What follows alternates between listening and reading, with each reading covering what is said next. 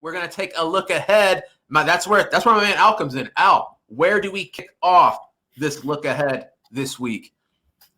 Okay, well, I hate to continuously do this and, just go over things that we've already talked about. It's beating a dead horse, but we've seen some pretty interesting line movement in the main event for UFC 264, the trilogy with Dustin Poirier and Conor McGregor.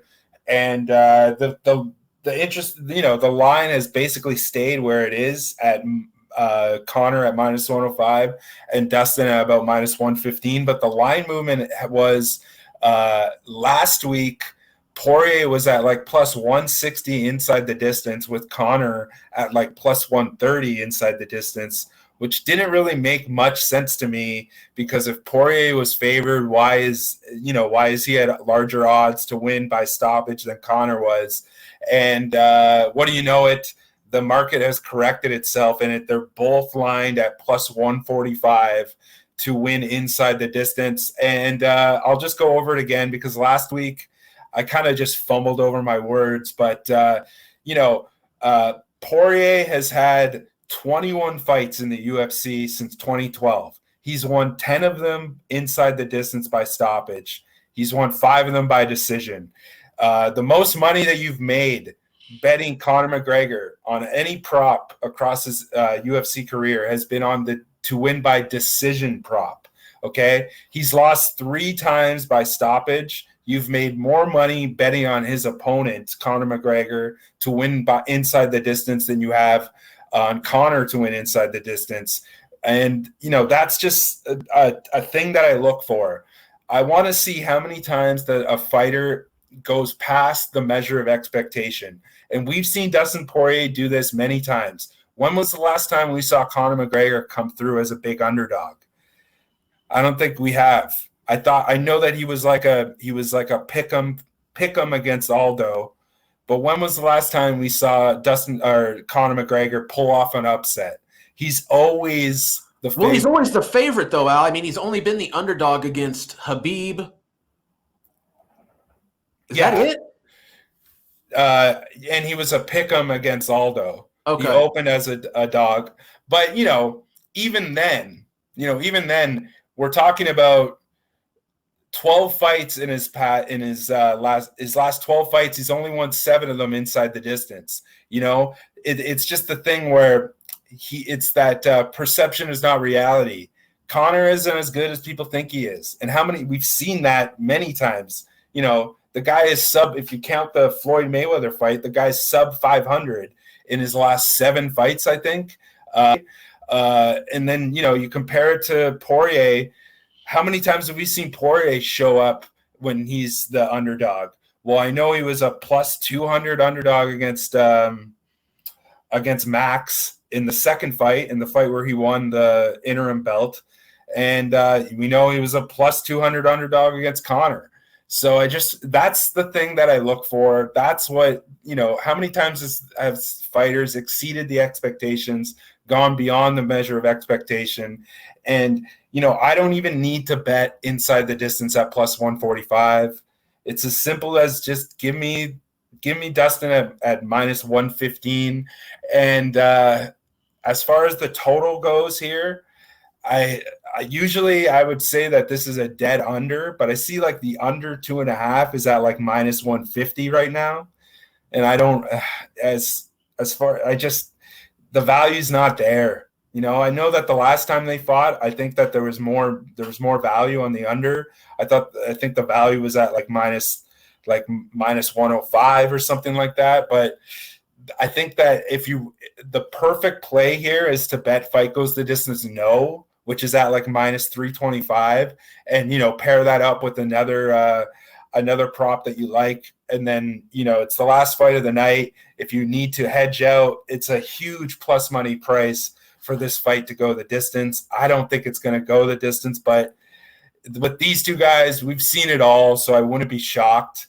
But I'm not going to say that I'm very confident that this fight doesn't go the distance. It's not Oliveira Chandler, but I'm sure that you could lend credence to it. I would be shocked to see these guys go a full 25 minutes just because of the amount of skill and just the precision that both of them, it's just it would be shocking to see them go 25 minutes. I mean, I would love to see it, but I honestly feel like the only bet to make on this fight is Dustin. Dustin straight up on the money line. And if you want to fool around and that parlay, I like fight goes the distance no and a parlay. But honestly, as all of these angles, I just feel like stuff is priced out, and we're close enough to that swing point, to that tipping point where if we might be able to get some plus money if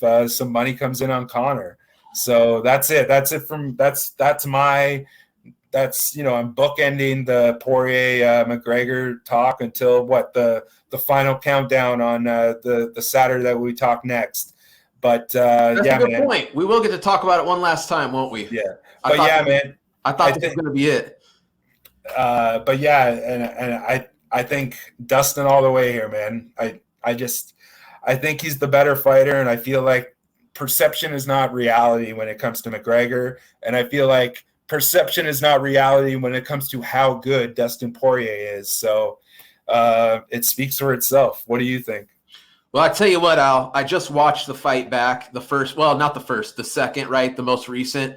Man, Conor had some moments, he really did, but inversely to that, Conor landed good shots. Conor was Conor. You know what I mean? He still had some real unorthodox punching, high accuracy, but the ability to roll with the punches, the maturity of Dustin Poirier. The big difference between what we saw in the first time these guys fought and the second time these guys fought was it's kind of getting back to what I was talking about earlier with Ciryl Gane's movement is, Poirier was coming in aggressive. He's essentially walking into the power of McGregor when he was knocked out by McGregor. And I think that, Conor McGregor, that's a lot to do with why McGregor looks to get under the skin of everyone he fights. The more reckless, the more pissed off, the more Jose Aldo-ish in 13 seconds getting knocked out you are, the more it plays in to the counter game, to the speed, to the power of Conor McGregor. And what we saw in the second matchup was the maturity of Poirier in that, he wasn't there for those shots. He would do his work, and then he would be, essentially, moving the head, getting out of the way, not eating those shots clean, which he did eat a couple, but, vastly different than the first fight. He ate them well, and he rolled with the punches enough that, I think Conor hit him with some good shots. He did hurt him early on, but what I'm getting at is I do feel like this fight plays out like this. Conor McGregor is going to be very dangerous early on. First round, second round, Conor McGregor is going to be live. He's going to be looking for that KO, and there's a good chance he finds it. You know what I mean? I do. I think he's got a couple adjustments. He was just ever so slightly off that last matchup. If he can make some fine-tuned adjustments, land the punch a little more solid, I think Conor McGregor could win this fight. But I will say this, a 5-round fight, as it drags on, I think we're talking about a matchup here that, I think early on the needle probably swings in the favor of McGregor. And I think every second that goes by, we watch the momentum, the pendulum, the energy, the fight, the winningness, if you will, begin to move on the side of Dustin Poirier. And I think as we get through that second round into the third, we're looking at Dustin Poirier absolutely taking the steering wheel, stepping on the gas. And I think you're right. I think it probably doesn't go to a decision. But I don't know, man. I almost feel like the way we saw Conor get the quick finish the first time, Dustin gets the pretty quick finish the second time. It almost seems fitting that we see a 5-round war that really tells us who is the be-all, end-all, and who puts the exclamation point and actually claims this trilogy and says, you know what, I'm the better man. 2021, I'm the better man. We're going to find out. And Al, I'm with you. I think at this point, you've just got to say it's going to be Dustin Poirier. Let's hope the casual money gods bless us with a flow, with a avalanche of 5, 10, $20 bets on Conor McGregor, that we get that line moved so that we can come in and eat up some Dustin Poirier at plus money. That's how I'm looking at it, Al. Yeah, like it just comes down to me, and it sounds kind of ridiculous, but it just comes down to me to experience. And Dustin has had 21 UFC fights over the last 9 years. Conor has had 12. And I know that Conor has fought on the biggest stages, bigger stages than Dustin at some points, but you don't get those moments back. And that's the thing. Conor did have his moments, but those moments helped Dustin.